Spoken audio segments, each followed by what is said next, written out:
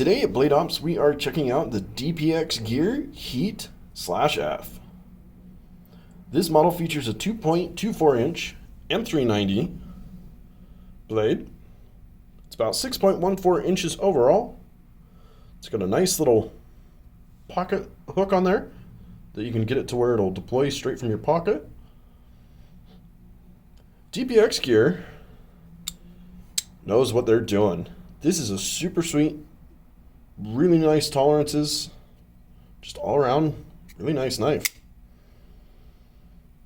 It's got a titanium handle scales that has 3D CNC diamond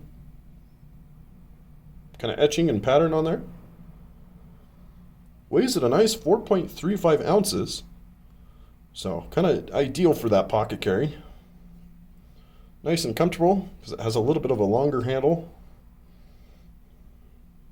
Has a pretty sweet glass breaker on the end. Also comes with like kind of a flat top if you don't want that glass breaker on there. These ones are actually made in Italy as well.